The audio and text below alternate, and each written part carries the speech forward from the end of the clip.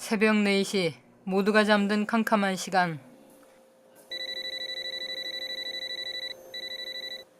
취침 중이던 사내가 알람 소리에 급히 일어납니다.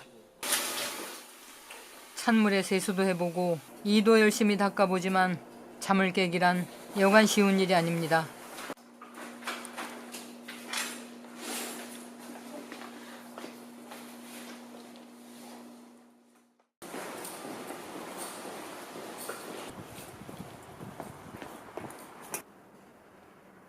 젠걸음으로 그가 향하는 곳은 호포 기지창에 정차하고 있는 부산 지하철 2호선 열차입니다.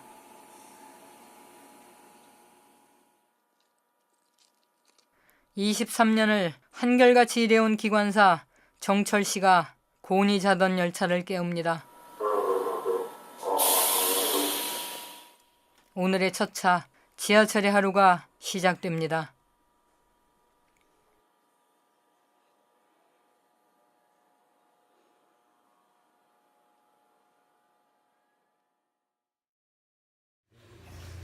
지난 4월 8일 부산 지하철 2호선에서 일하던 기관사 한 분이 스스로 목숨을 끊었습니다. 서울에 이어 벌써 10번째 기관사의 죽음입니다. 게다가 31년 부산 지하철 개통 이래 처음 있는 자살 사고입니다. 부산 지하철에서 뽑은 베스트 기관사에 선정되기도 했던 고인은 지난 1월부터 우울증을 앓아왔습니다.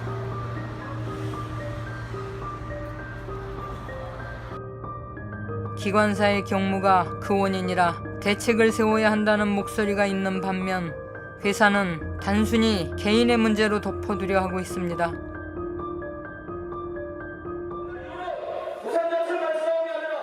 그래서 부산 지하철 동료들은 사고일로부터 시청역 바닥에서 여지껏 농성을 이어가고 있습니다. 5시 10분 장산행 첫 차가 차고지를 나섭니다.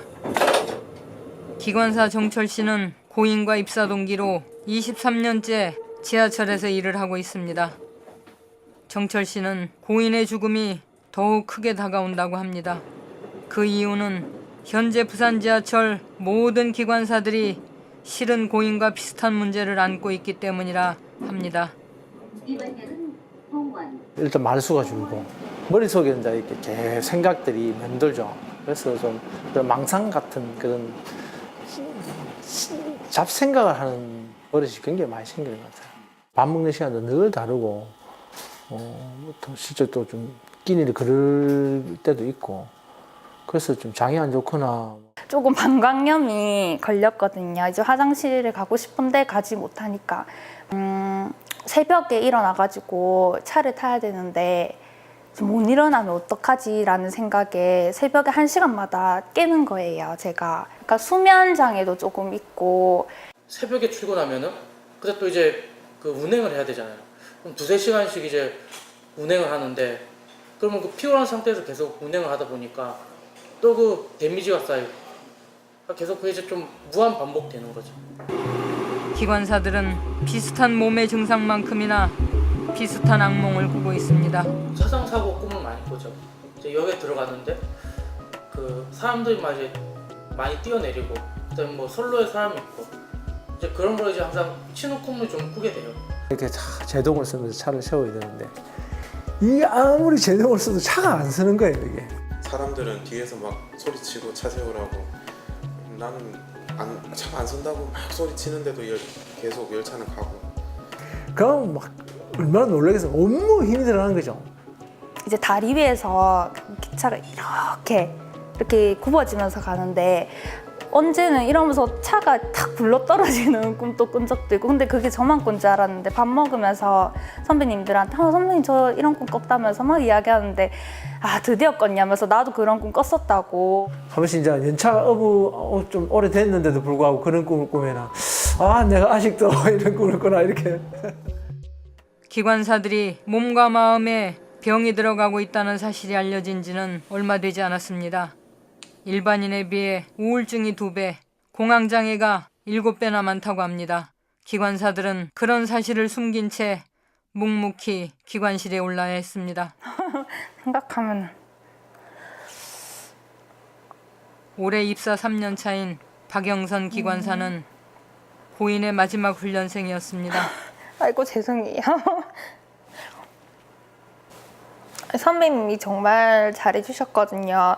이제 제가 여기 처음에 왔을 때 여자가 혼자 와가지고 입사했을 때 호포에 여자 혼자 와서 그냥 고생 많이 하고 자기도 딸이 3명이라고 딸같이 잘해주겠다고 걱정하지 말라면서 제가 너무 죄송했던 게 제가 선배님이 그렇게 힘드신지를 몰랐었어요.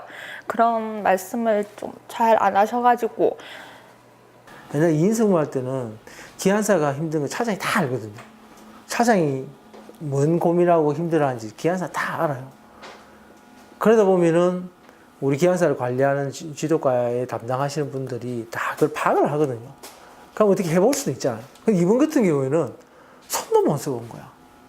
더 아쉬운 게 2인 승무만 했더라도 그래도 기관사 차장은 주로 힘든 어려운 걸 계속 의논도 하고 같이 놀러도 많이 다니고 밥도 같이 먹고 하니 이제 말을 많이 하거든요. 이런 이유로 노동조합은 2000년 이후 없어진 2인 승무를 다시 실시해야 한다고 말합니다. 안전의 문제를 이유로 말입니다. 하루 80만 명의 승객이 이용하는 부산 지하철. 이 수많은 시민들의 발이 되어주는 지하철을 겨우 기관사 1명만이 책임져 왔습니다. 이제 지하철은 달라져야 한다고, 기관사를 위한 환경이 바뀌어야 한다고 노동조합은 이렇게 요구합니다. 모든 기관사들의 정신건강이 어떠한지 전수조사를 해야 되고 이후에도 그런 기관사들이 발생하면 어떻게 풀어나갈 건지를 조직적으로 할 수 있는 방법들을 좀 찾아야 된다는 생각이 들고.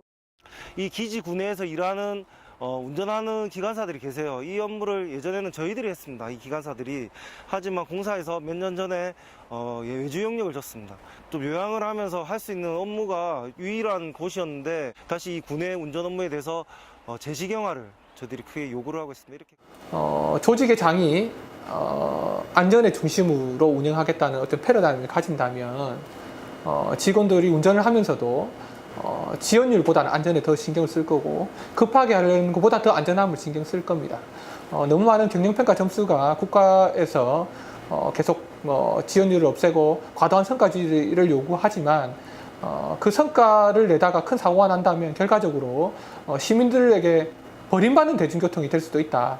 안전하지 않는 지하철은 아무도 타려고 하지 않을 것입니다. 안전한 지하철이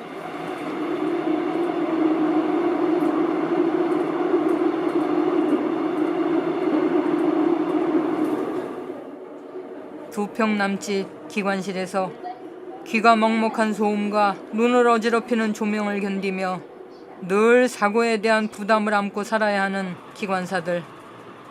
그들을 괴롭히는 것은 비단 일하는 공간의 어려움만이 아닙니다. 박근혜 정부는 작년부터 공공기관 개혁이라는 이름으로 성과연봉제와 이진아웃제라는 제도를 내세우고 있습니다. 사실상 노동조합 길들이기와 공공기관 민영화의 수순이라는 얘기가 파다합니다. 입장에서 보면 기득권 지키기에 다름이 아닐 것입니다. 시민의 안전을 두고 성과를 낸다면 어떤 일이 벌어지겠습니까? 좀 더 값싼 부품, 좀 더 빠른 안전점검, 좀 더 많은 노동시간. 시민의 안전은 당연 뒷전이 되고 앞으로의 일은 불보듯이 뻔합니다. 그래서 부산 지하철 노동자들이 나섰습니다. 기관사의 위험은 곧 부산 시민의 위험이기 때문입니다.